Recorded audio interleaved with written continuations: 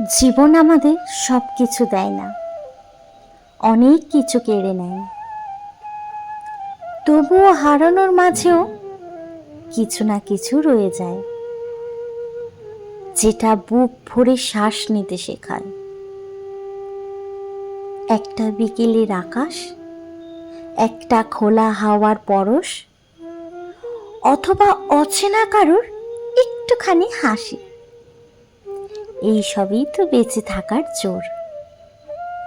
হয়তো সব স্বপ্ন পূরণ হয় না, কিন্তু তবুও প্রতিটা মুহূর্তকে ভালোবেসে বাঁচা যায়।